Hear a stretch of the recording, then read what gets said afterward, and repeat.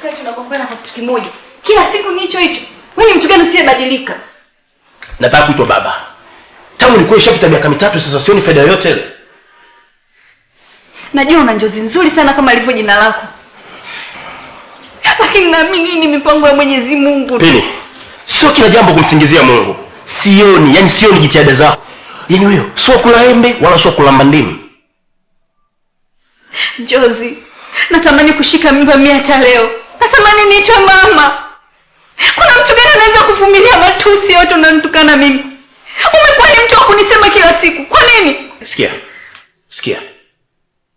Nakupa miezi 3. Kieleweke. Nishakuvumilia vya kutosha. Sioni faida ndoa.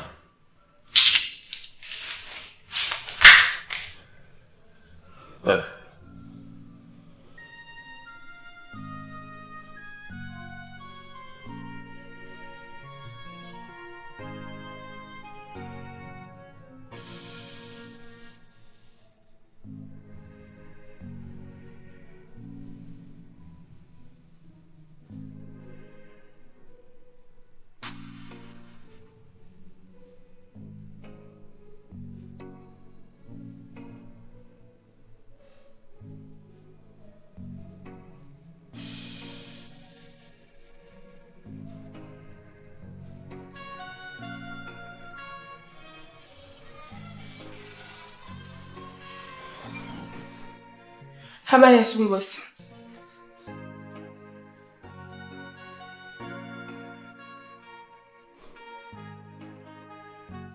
Samahani bosi, au ile kazi niliyoweka kwenye faili yako nimekosea kujaza ripoti? Hapana.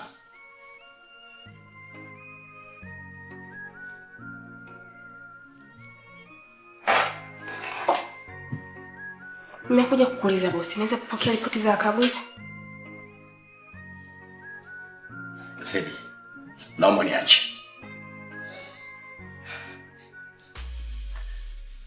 Samahani bosi, naona tangu asubuhi hujafungua kinywa. Naweza kukupatia kahawa au chai? Asante, sihitaji chochote.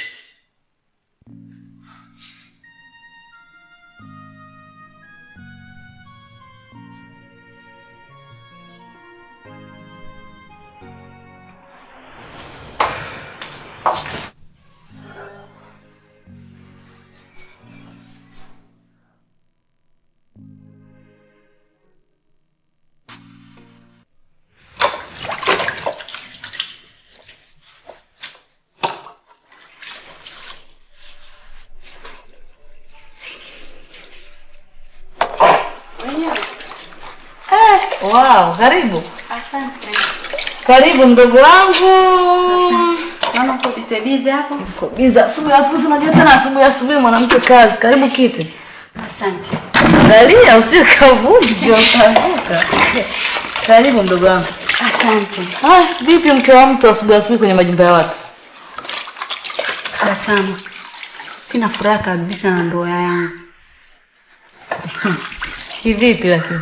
Ina maana shemeji anakusaliti? Au ana michepuko?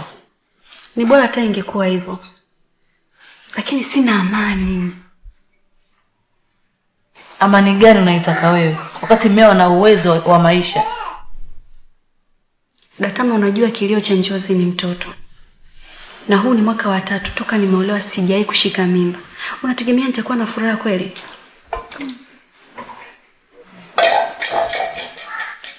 Kombo nisikilize mdogo wangu. Usisononeke. Haya yote niachie mimi. Nitafanya kazi. Kweli Datama? Niamini. Naomba nikusaidie kuosha vitu. Namalizia tu. Ngoja nisue. Karibu bwana.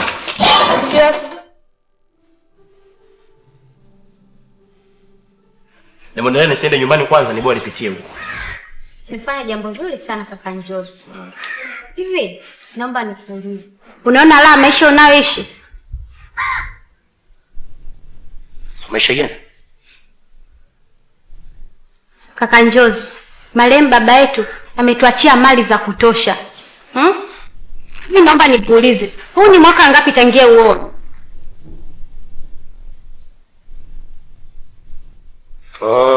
Sasa hivi ni mwaka wa 3. Ni mwaka wa 3. Na mimi nahitaji niitwe shangazi. Unadhani wewe ukifa nani atakuwa mrithi wa hizi mali? Samahani sana dada yangu. Unajua una uchungu sana ndio maana unaongea maneno mazito. Lakini pia mimi ni mke wangu. Tena mke wangu wa ndoa kabisa. Siwezi kumwacha. Sawa. Vile yule sikumwokota mimi. Lakini hebu naomba unisaidie kitu dada yangu. Kutoka kwako. Nikusaidie nini? Mvye kugambia mweke pini. Mvye ambaye havya katika familia yetu wakaziani. Pini mwache. Kwani wanawake wameishi huko njiani? Wanawake wapo kibao. Waje atuzalie mtoto, awe mrithi. Dada, ina maana mimi nimwache pini? Ndiyo, akili kichwani mwako. Wanawake wajeisha. Leta mke mwingine ambaye ana uzazi azae, tupate mrithi wa mali zetu. Sasa lakini wewe hausia, naomba tu mwache pini.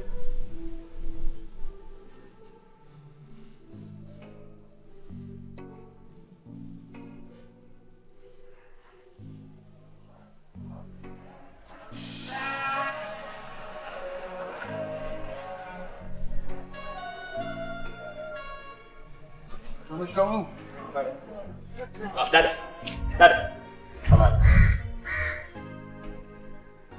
Samahani dada. Bila samani.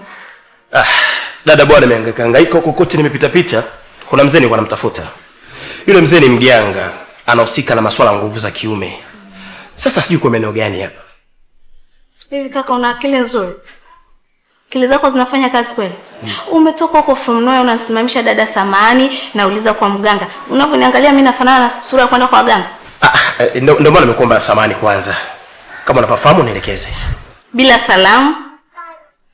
Ndivyo ulivyofundishwa kwenu? Wakutana na mtu barabarani bila salamu, dada samani na uliza sehemu fulani? Kama unapafahamu nielekeze. Hata kama ningekuwa napafahamu nisingekuelekeza. Mbona unaonekana ni kijana mtanashati, mwenye elimu zake? Nini unatafuta mambo ya kwenda kwa waganga?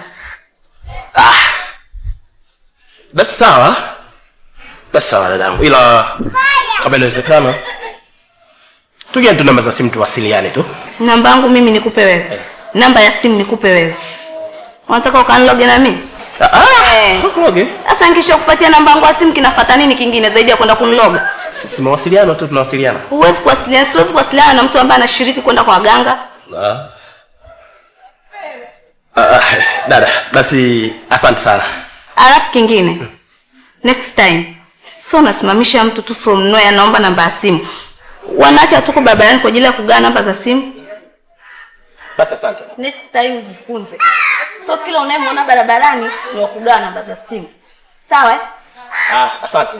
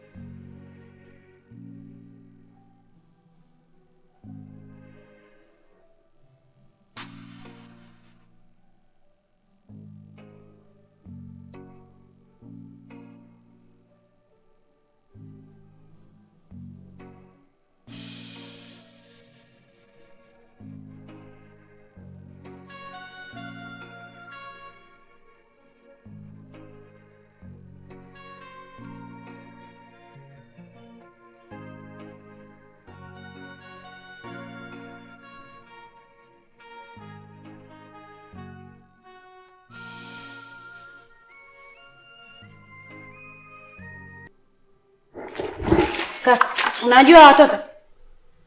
Unajua watoto nakuuliza? Nyie ndio wezi wa watoto. Twendeni wanangu.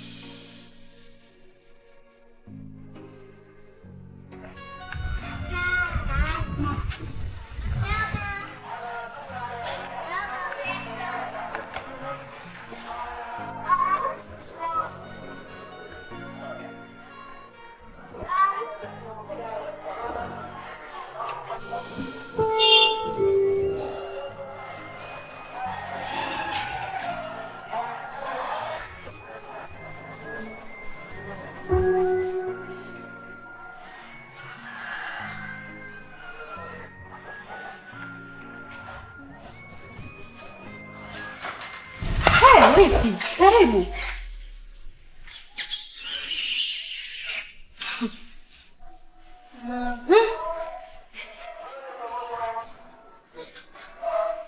Habari za sasa hivi? Sina shida na sasa hizi. Njozi nimemkuta.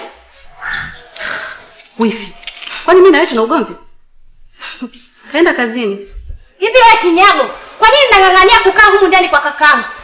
Kula unakula, kuvaa unavaa. Lakini kwa nini huzai wewe?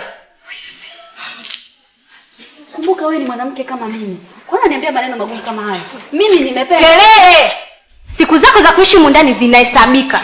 Siku nikitia mguu hapa, nisikukute mjinga mkubwa wewe.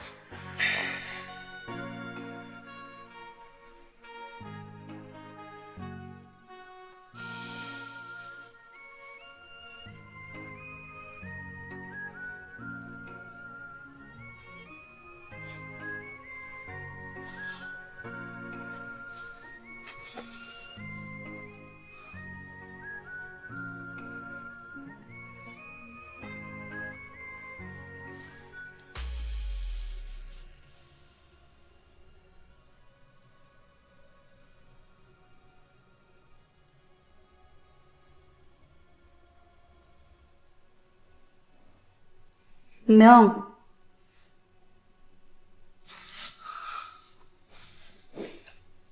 Chakula tayari, twende tukale. Mimi nimeshiba, sihitaji chakula chako. Umeshiba? Nimeshiba, sihitaji chakula chako. Lakini nimekupikia chakula hilo unachokipenda, ndizi nyama. Wewe kale ndio chakula chako, mimi nimeshiba. Lakini najua unachonifanyia sio kitu kizuri. Hivi mimi kila siku niwe namwaga chakula? Kwa nini? Wakati kuna watu wanahangaika, wanalala na njaa, si tu tunamwaga chakula. Hivi uone kama tumejikoseshia baraka katika nyumba yetu? Wewe bwana, kama unaona baraka zinatoka katika nyumba, nenda. Usinisumbue basi.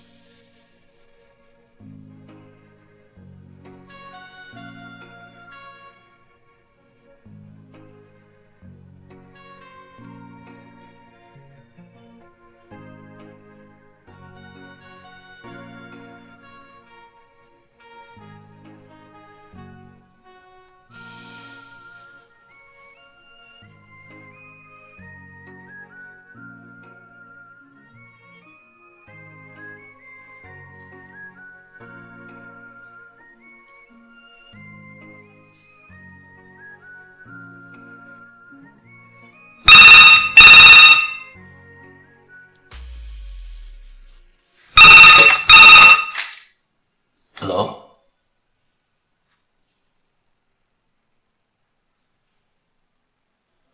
Karibu.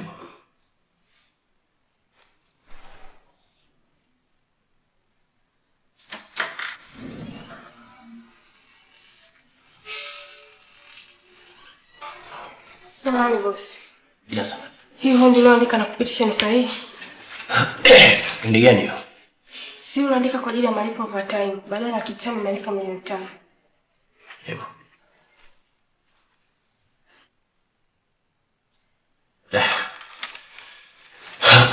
Kweli nimekosea. Sasa karekebisha mengine. Hii achana nayo. Sawa bosi. Kazi njema.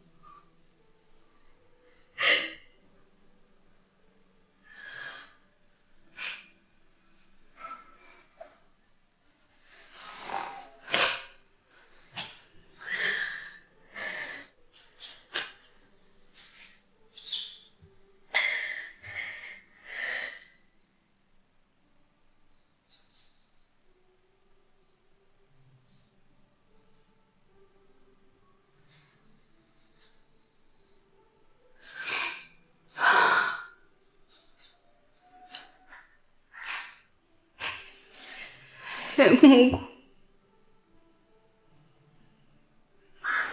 ili nitapata furaha pini mimi? Kwani kila siku mimi tu? Nili nitaitwa mama mimi? Mungu, nimekosea nini?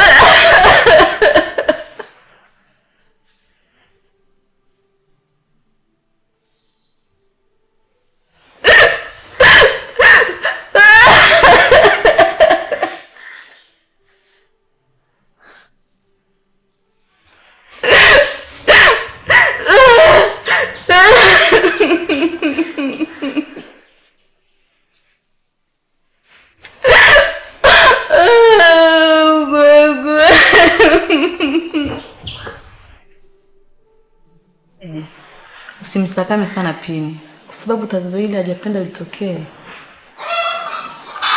Shemeji, mimi nishachekwa sana. Sawa? Na kuonekana sio mwanaume lijali kwenye jamii na ndugu. Jambo hili shemu huwa anapanga Mungu. Na hivyo subira uvuta heri. Nasubiri nini mimi? Kwake huyu nasubiri nini? Ngoja umisa matumbo shemeji. Tatizo hasira. Jambo leo litapata suluhu. Suluhisho? Suluhisho gani tena? Kilio chako kitakwisha.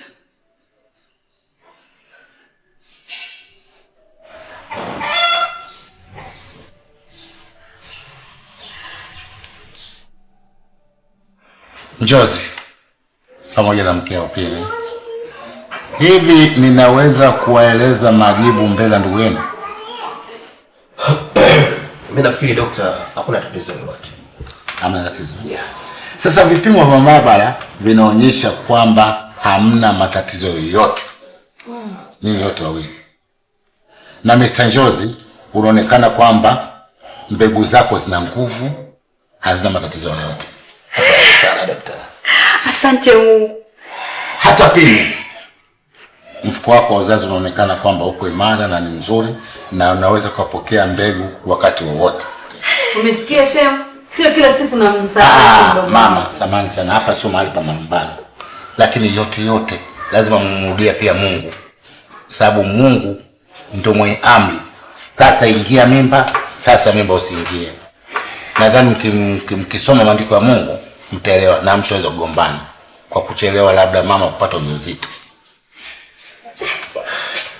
Lakini tu ni kwamba ana matatizo. Asante daktari. Asante sana. Asante sana.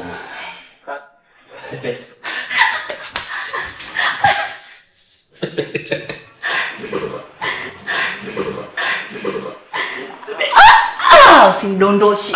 Sikudondosha mimi kidume.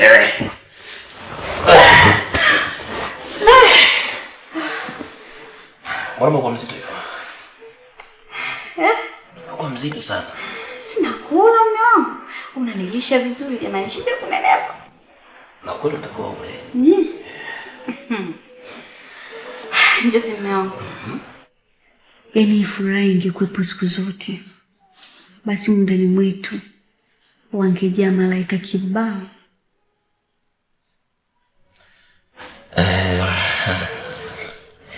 Unachokisema ni kweli mpenzi wangu.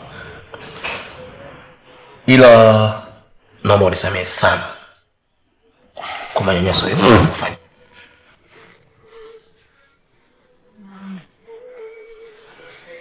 Mbona mimi nishakusamehe? Mpaka sasa hivi tunaishi maisha mapya kabisa. Sina kinyongo na wewe. Kweli? Ndio. Basi mimi niseme tu shukrani sana kwa kunisamehe. Tujipange na maisha mapya sasa. Unajua nini? Yes. Tunatakiwa kukifanya sasa hivi. Ni kutafuta mtoto kwa bidii huku tukimwomba Mwenyezi Mungu.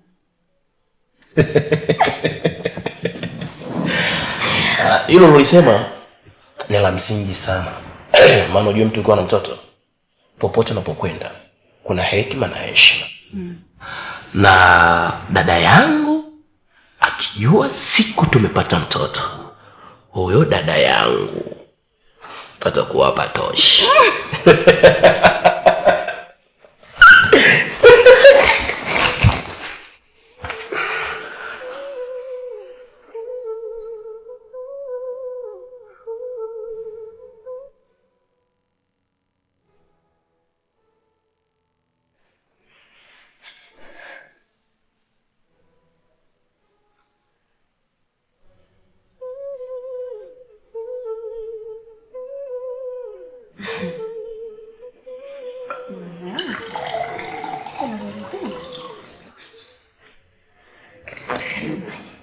Asante sana.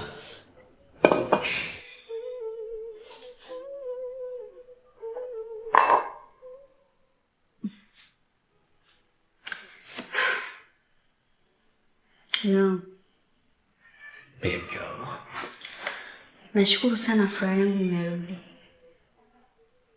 Na hivi ndivyo Mungu anavyopenda.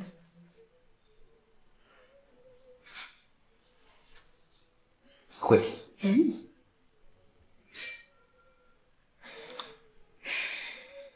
Nafurahi kwa sababu nimekuwa ni mume mtiifu.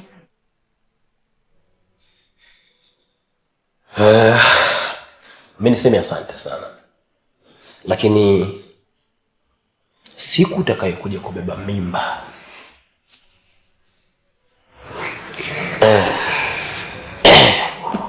siku utakayokuja kubeba mimba na kunizalia mtoto, yaani zawadi yoyote utakayotaka nitakuchukulia.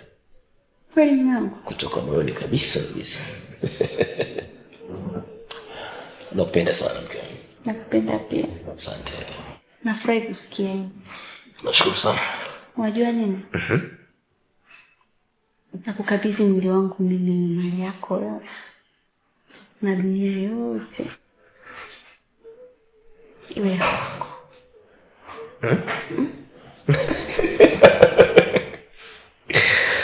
Nakupenda sana mke wangu. Nakupenda pia mume wangu.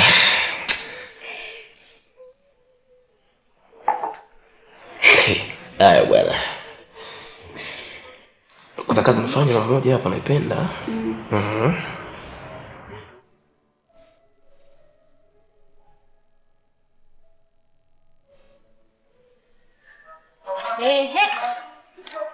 Wewe sanamu usiyekuwa na haya.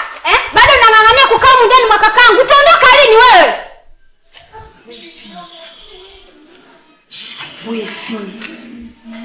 Sasa hivi sina shida na salamu zako. Ninachotaka kujua unaondoka lini? Si kingine. Aende wapi? Aende wapi? Aendi popote huyo. Kaka, unasemaje? Nimesema aendi popote. Mwanamke gani ambaye hazai? Mimi ninachotaka nataka niitwe shangazi, si kingine. Kama Zai ni mke wangu, usinipangie maisha. Kaka, kama hujarogwa, wewe umelishwa limbwata. Hakuna mtu yoyote unisaidie kutoa mahali. Sawa? Mimi simuachi. Kalagabao, utakufa bila mtoto wewe.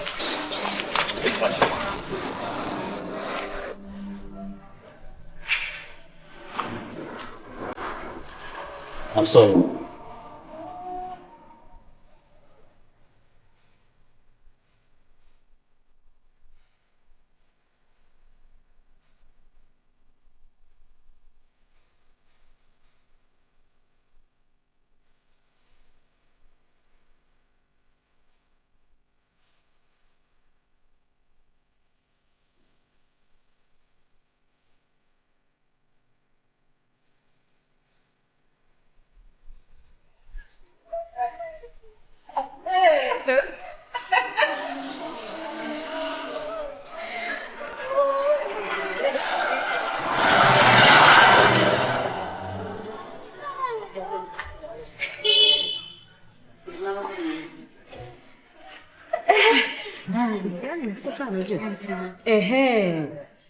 Niongea mambo mengi sana ndugu yangu.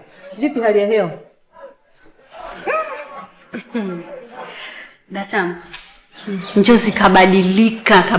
Karudisha mapenzi yale ya zamani. Lakini nini tena? Tatizo lipo. Tatizo ni kwa wifi yangu. Bado nang'ang'ania swala lile la mtoto.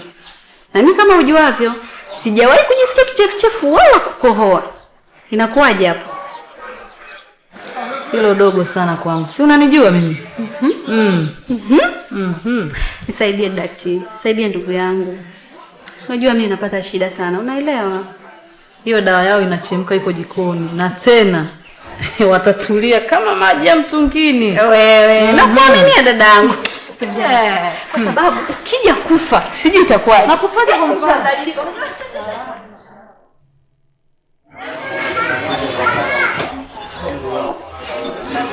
Zaidi hapa ni pazuri sana. Ni pazuri sana boss. Okay. Zaidi, nimekuleta hapa, kuna jambo nataka kuelezea kwa makini sana. Nashukuru sana boss kwa kuniambia. Hila, jambo hili linahitaji iwe siri kubwa sana. Kwa sababu unaelewa, tangu niwe ni miaka 3 sasa imeshapita.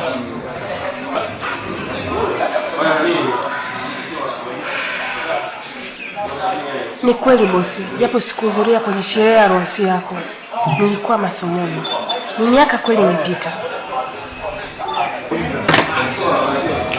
Lakini zaidi kwa sasa sijapata mtoto wangu.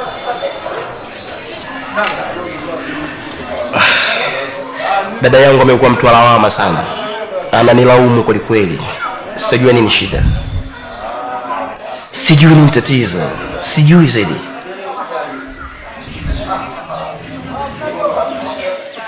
Vipi, mmeshaenda kwa wataalamu kupima? Yeah. Tumekwenda kupima kwa wataalamu na tumeonekana sote hatuna tatizo. Kwa upande wangu pamoja upande wa mke wangu. Bosi, ondoa shaka, niko tayari kukusaidia kwa lolote hilo. Wasemaje? Nakwambia ondoa shaka, niko tayari kukusaidia kwa lolote hilo.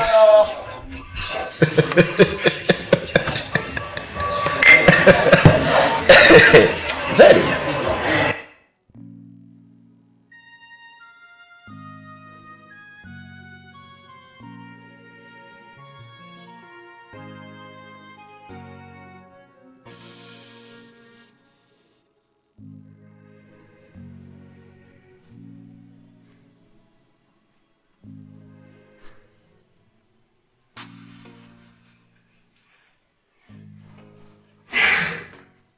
Njozi mume wangu. Hivi, geti umefunga? Nimefunga tayari. Oh. Sawa. Njozi mume wangu. Mbona leo umechelewa?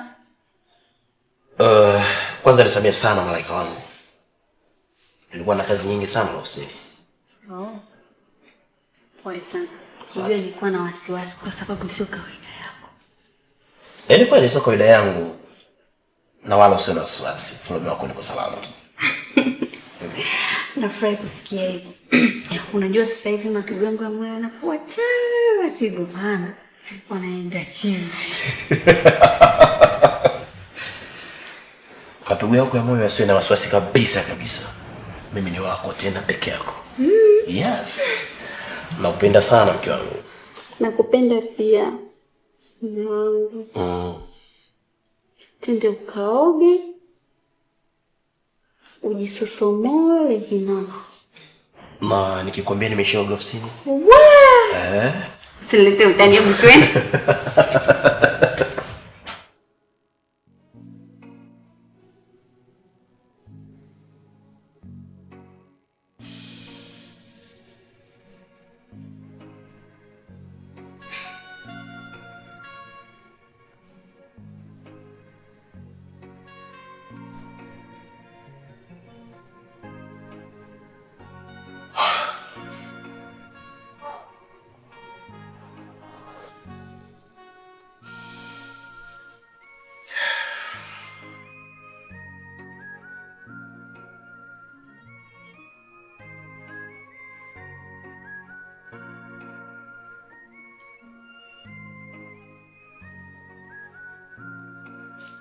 Pini. Bwana, ukitaka tuelewane huko ndani, naomba funguo yangu ya gari.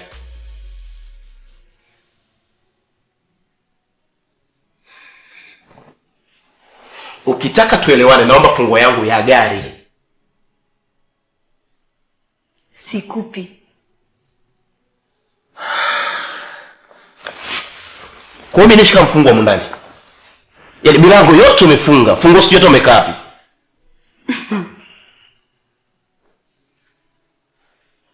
Njozi, nimechoka kuwa mlinzi wa nyumba yako. Sawa? Hivi ni mwanaume gani usiyekaa nyumbani ukatulia? Kutwa kuzurura wewe.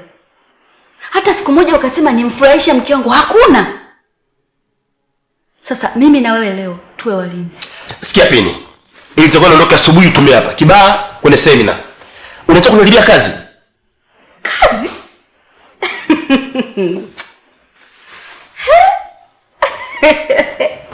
Kazi gani? Hiyo kazi ya kuondoka na kukaa wiki ndo kazi? Sijaona mfanyaji kazi hapa. Na ndio nishakwambia.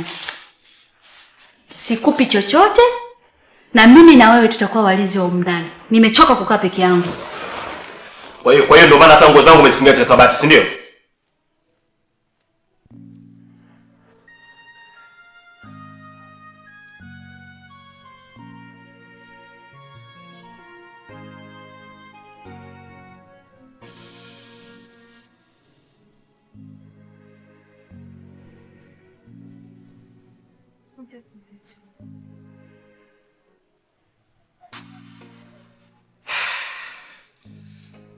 Nimefungua ukurasa mpya wa mapenzi.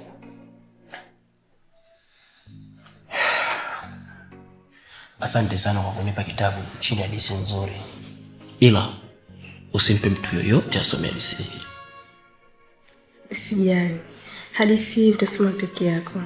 Na itakusisimua sana na hautaishiwa na hamu ya kuisoma. Nitafungua kurasa moja. Leo nimefungua kurasa 2. Lakini nini? Hadithi imetungwa. Tunga bado tunga. Wewe unajua.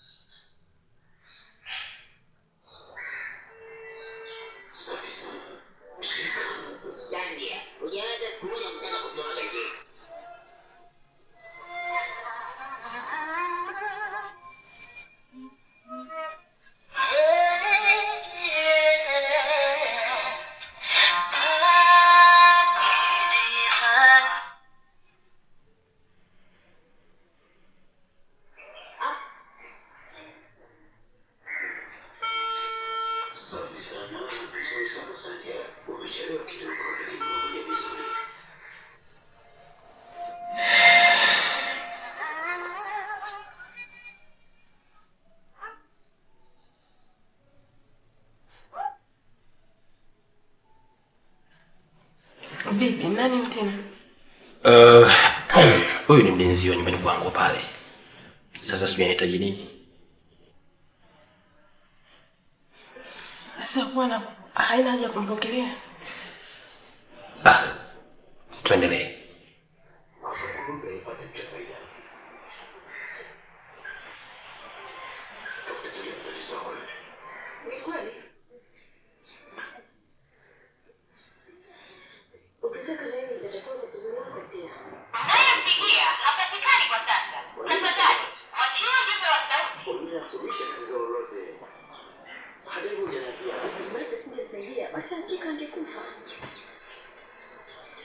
Inaonekana nyinyi ni marafiki wa kweli na wadhati kabisa.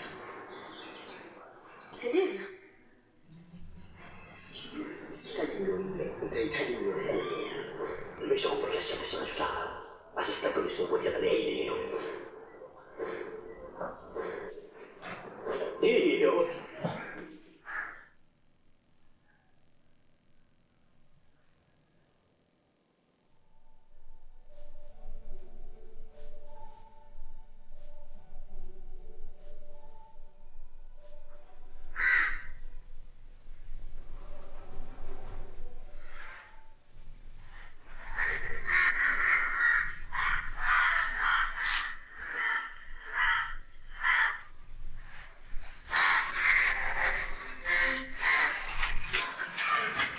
Ina maana nagonga muda wote kitu ulisikia? Nimelisikia na nimekuja. Hivi nikuulize mkeo kwa miguu. Gari kwa? Ipo garage. Wao katembea kwa miguu. Nimekuambia ipo garage. Za asubuhi. Mbaya. Ubaya wake mume wangu. Sipendi kunipigia simu nikiwa katika vikao ofisini. Tena sipendi. Lakini Njozi, siku 2 hatujaonana. Hivi nishinda kujua hali yako kweli? Hata kama jua sipendi. Niliona kimya na ndo maana nikaamua nikakutafuta. Ukimya wangu mimi ni kuwa natafuta pesa. Sawa? Ndoa bila ya pesa hakuna ndoa.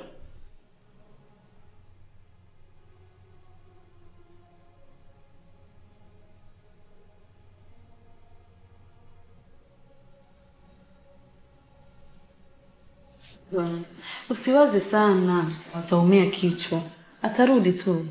Dada, lazima niwaze. Mtu apokee simu. Mimi najua kwa kitu gani kimemkuta. Labda amekufa. Shem.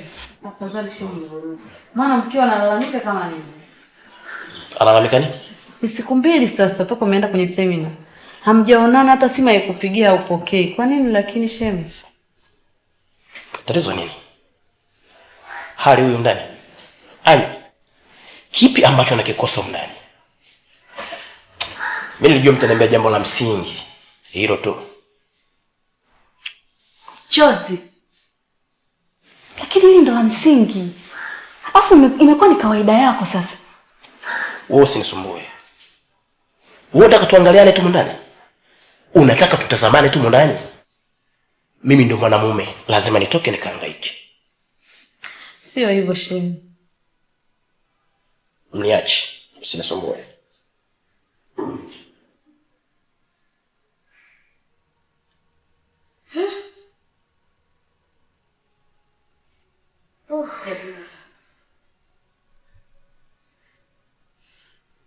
Na nini? Dada, mimi niko sawa dadangu. Lakini unaona kweli unaona ya ndoa. Ndoa inatakiwa iwe hivyo dada. Kwani ananitesa. Pole sana mdogo wangu.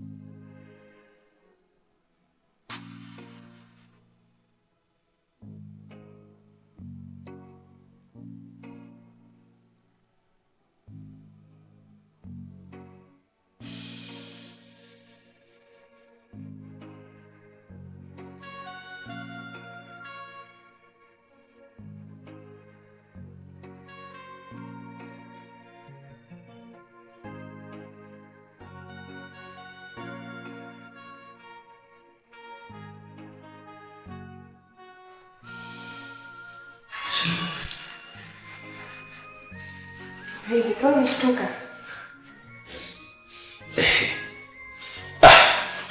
Kilichonifanya nishtuke leo kuna tofauti sana. Nikoje kwani? Umependeza sana mpenzi wangu. Yaani mpaka macho yanitie. Asante sana Josi. Ila leo siko vizuri. Mwili na kichwa pia vinaniuma. Pole sana. Asante. Ila nilikuwa naelekea benki. Sasa Josi. Chai.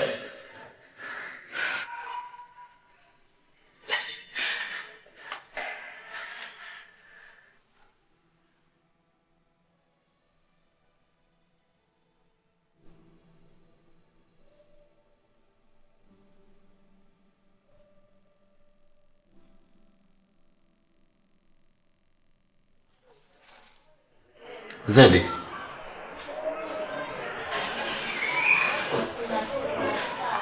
vipimo vinaonyesha kwamba huna malaria wala maambukizi ya virusi vya ukimwi. Hongera sana. Asante sana daktari. Na dokta, kuhusu UTI na typhoid? Hapana. Hana.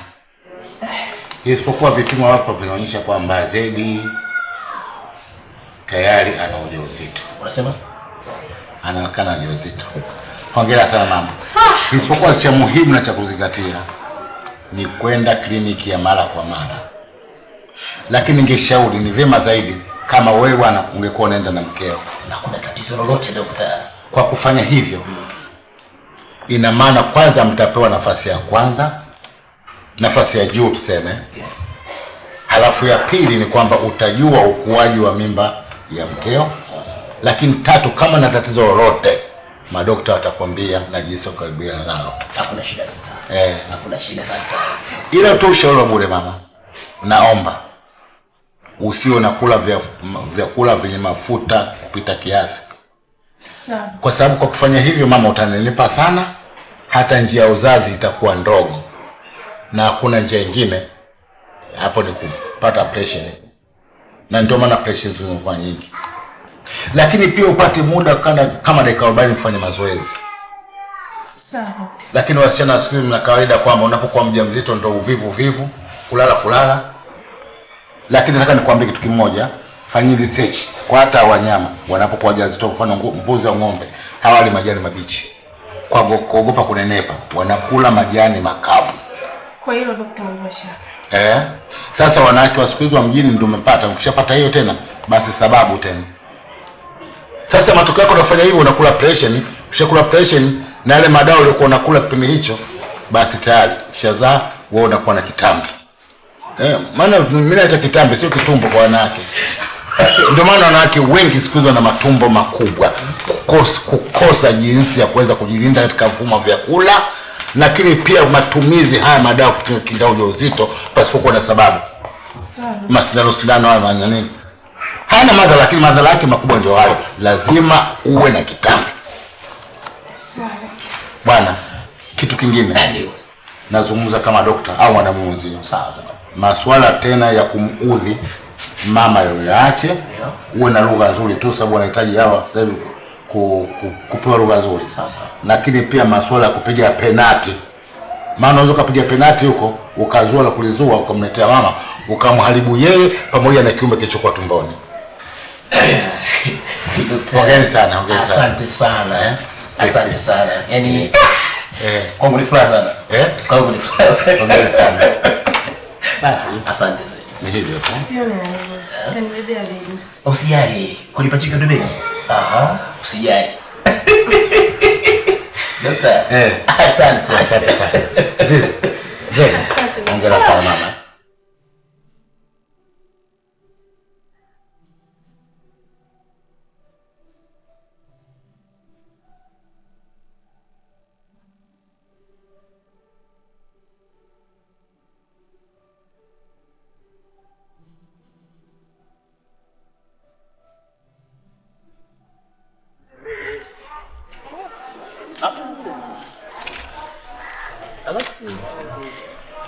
Hii ya mbele kuna masikio sasa hivi.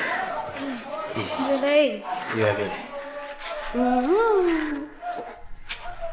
Hapo nimekumbuka. Kaka. Unajua kwanza tumetoka huko. Umeona ile dirisha la mwisho lile? Yule mama Kashinde anasumbua kwenye kodi na mdai miezi 9 hataki kunilipa. Halafu pia wapangaji wenzao ananiambia ni jeuri, ni msumbufu, kufagia pia anatukana watu. Kwa kweli kaka mimi simtaki kabisa. Aondoke tu. Lakini kweli mazingira yanaonekana ni machafu sana. Huyu atufai. Sasa nitakaporudi nitamwandalia notisi zake. Kwa utakuja utazichukua, utamletea. Kweli kaka? Utakuwa umefanya jambo zuri sana. Ndio unataka hivyo. Ndio hivyo. Sawa. Alafu kaka. Wacha natoka kule, kuna jambo nilitaka nikuulize. Kwani wewe nani? Samahani sana dadangu. Unajua tangu pia tutoke huko ndio, lakini sija kutambulisha huyu ni nani. Dadangu huyu unamwona hapa na wifi yako. Mwenye vigezo vyote.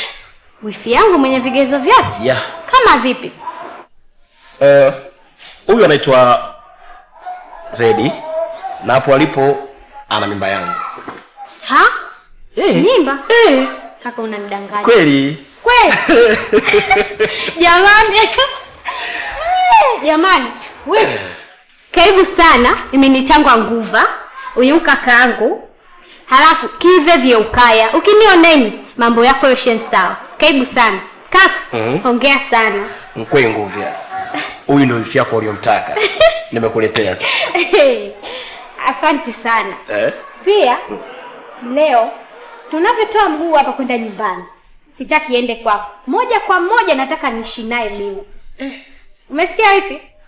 Asante sana. Jamani kaka asante sana. Nashukuru sana. Kwa umelizika uniache mimi peke yangu kwa wifi yako. Amna bwana. Datama. Shemeji yako ni wiki sasa hayupo nyumbani. Na vipi ukimpigia simu inakuaje? Simu zangu hapokei. na wakati mwingine anazima kabisa. Hilo kweli tatizo. Vipi kuhusu pesa ya kula na kutumia? Kuhusu pesa ya kula mimi Kibali niachia ipo. Chakula kipo. Datama nakosa mapenzi ya mume, nakosa. Pole sana Pini. Hilo tatizo litakuisha mdogo wangu. Usilie mama. Hivi ni lini mimi Pini nitapata furaha ya maisha? Lini nitafurahia mimi? Utapata tu mdogo wangu. Pole. Nyamaza mama.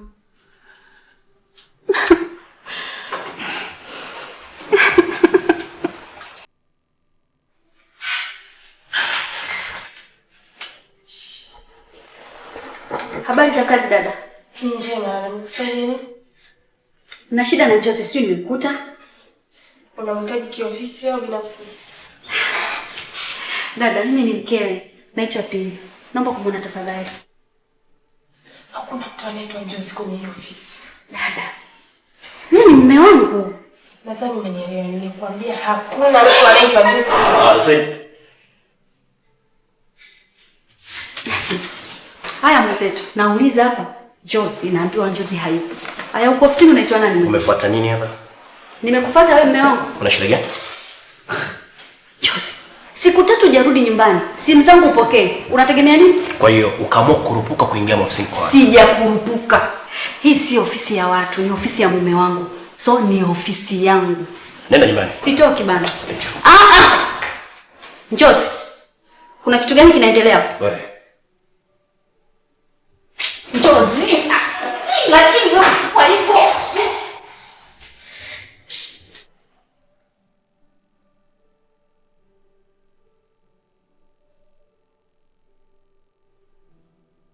Mmefanya vizuri kurudia vipimo tena. sawa. Na sasa kwa kweli tumepata vipimo sahihi. Dokta, vipimo gani? Asante. Pini. Dokta. Vipimo vinaonyesha kwamba hutoweza kushika ujauzito tena maishani mwako. Mtume, kwa sababu gani dokta? Kwa sababu hii inatokana na Pini kutoa mimba za mara kwa mara. Kwa hiyo kumesababisha via kuharibika na kuharibu mfumo mzima wa uzazi. Na hali hii inakuta wasichana wengi sana. Wale wanaotoa mimba hawajui madhara yake.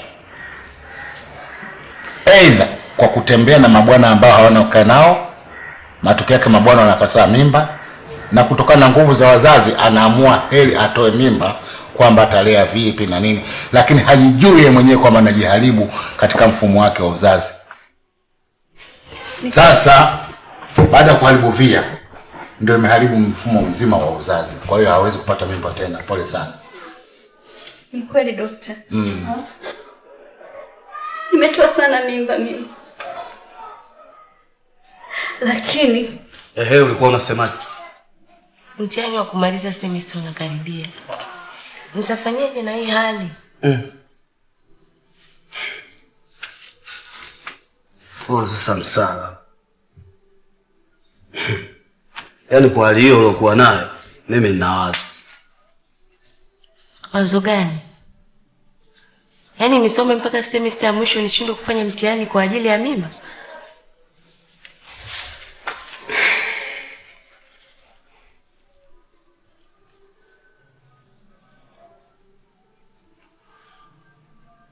Hizi pesa ni kwa ajili ya nini?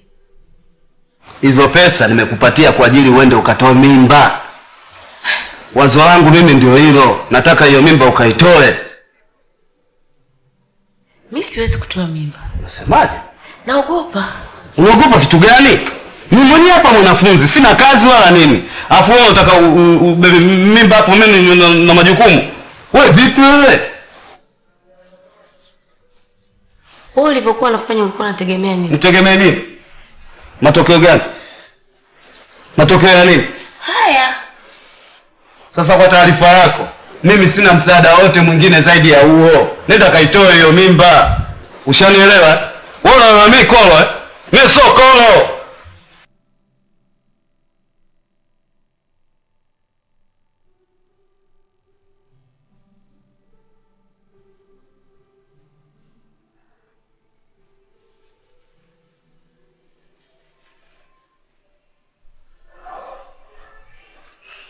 Mbizi.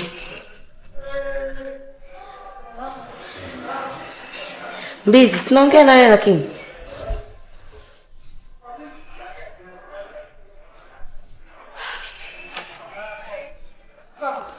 Hivi kwa nini unanifanyia hivi? Kwa mwanamke.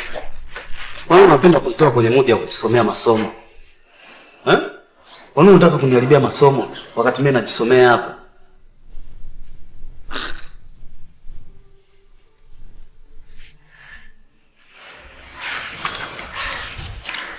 Kwa hiyo leo ndo nakutoa kwenye mood na kukatishia masomo yako, si ndio? Unajua mimi napigana, najisomea kwa jasho na damu ili kutafuta elimu ili iweze kunisaidia katika maisha yangu. Alafu hilo jambo unalonipigia mimi kelele nishakueleza tangu mwanzo. Kwa nini unashindwa kunisikiliza na kunielewa? Kwa nini unashindwa kulitekeleza? Na tayari nishakwambia. Ulipokuwa unafanya starehe, tutegemea nini? Hujui kama unasoma. Mimi siwezi kutoa mimba. Siwezi kutoa mimba basi.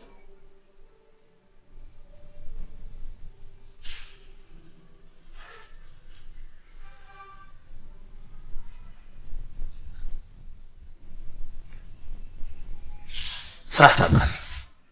Ukitaka uendelee kuwa na mimi, naomba ukaitoe hiyo mimba.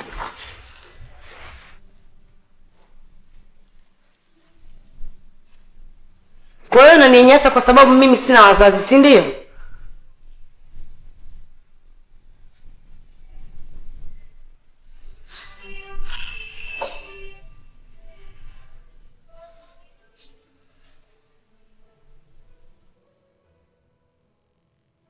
Samahani dada. Kwani hiyo ni mimba ngapi kutoa? Mimba ya pili. Ni tatizo lenu wasichana. Umeona sasa imekupelekea hiyo hali ya kuvuja kwa damu? Na maana yule amekosea jinsi ya kukutoa na vile vile hajakusafisha vizuri.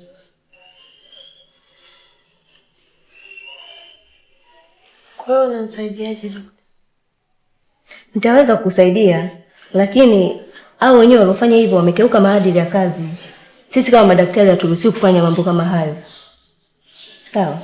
Ila kwa ajili ya binadamu nitakusaidia. Sawa?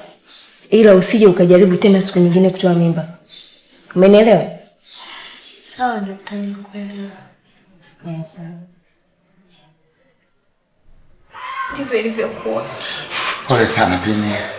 Lakini Jozi, nakuomba bwana, ili tatizo lisikufanye umwache mkeo.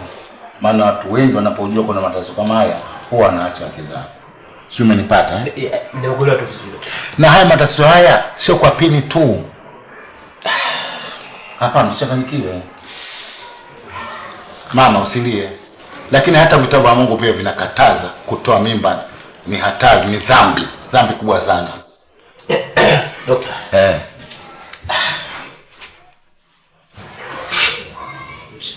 Dokta, unaweza tukaenda? Unaweza mkenda. Zingatia hilo. Asante. Asante sana. Pole sana eh? Pina, pole sana mama.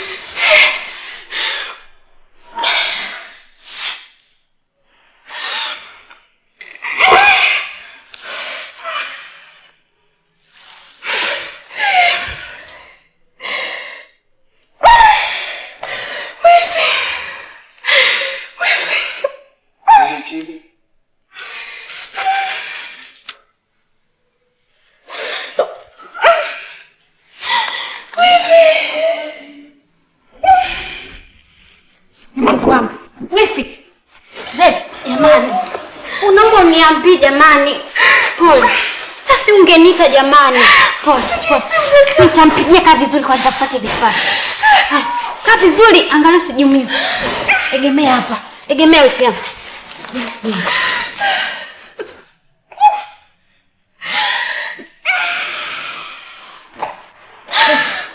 Pole wifi yangu. Nyanyuka pole. Nyanyuka. Pole. Angalau siumize. Angalia. Nyanyuka pole. Mungu atakusaidia. Nyanyuka. Pole. Pole.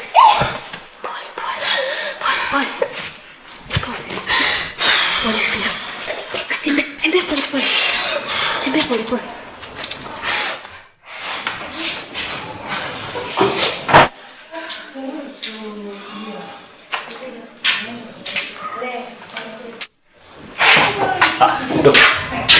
Samahani. Vipi hali ya mgonjwa wangu? Mgonjwa wako wewe ndio ambaye umeweta dada moja anaitwa Zedi asubuhi? Yes, ndo mimi. Ndio wewe? Ndio. Sina budi kukuongera. Hongera sana. Zedi amejifungua mtoto wa kike usiku huu. Unasema? Zedi amejifungua mtoto wa kike usiku huu. Hongera sana. Asante sana daktari. Nashukuru sana kupata mtoto. Ndio. Sasa daktari, ninaweza nikafanya mambo ya chakula basi? Hapana. Hatuna utaratibu sasa hivi wa vyakula kutoka nje. Tuna taratibu sasa hivi wa kutoa vyakula kwa kina mama waliojifungua hospitali mpaka ule muda utakapotoka hapo. Hongereni sana.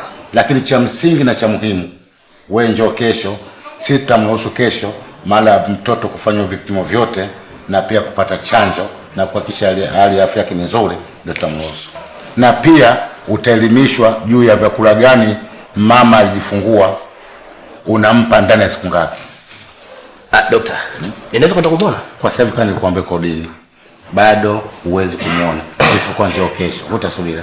Na shauku daktari. Usiwe na wasiwasi bwana, umeshakuwa tajiri. Umezaa mwanamke. Hata mimi naweza nikamnunuzi wako.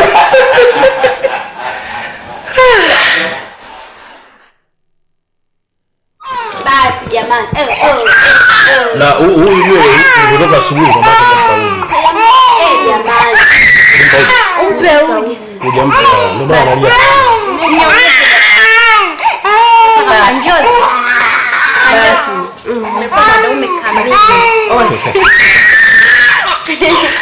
Jamani, hata mwenyewe nashukuru sana. Ndio zangu. Yeye anamshukuru sana. Angalia ndani ya baba. Amekuwa mlinzi wa familia yetu. Basi mama. Ngoja kwanza tumpe maji. Sawa. Ila huyu mtoto nimempa jina. Jina lake anaitwa Faranga. Basi mama. Katika maisha yetu yote. Jamani. Lete kampe uji. Unaombaje? Nenda kumkoa. Jamani, mtamkodesha shangazi yangu huyu. Nenda mama. Jamani. Basi.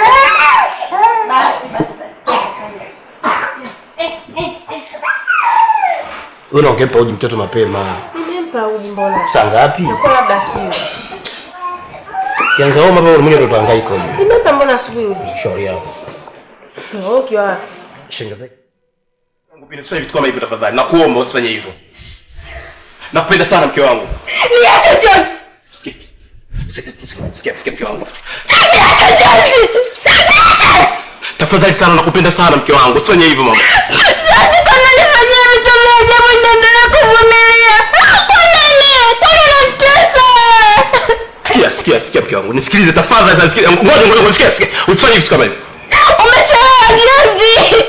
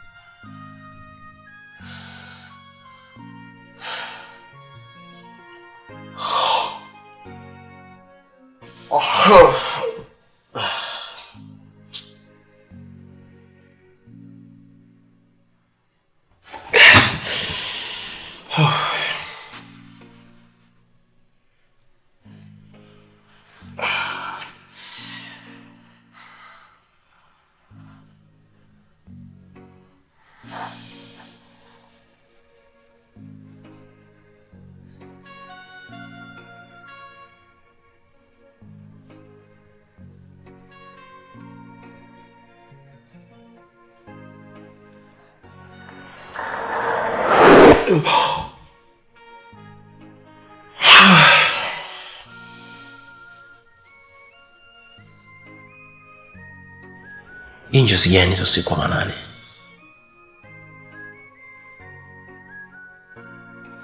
Injozi inamaanisha nini?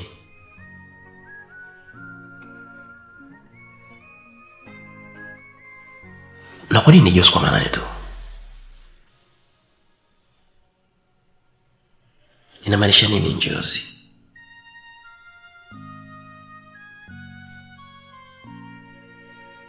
Mbona sielewi?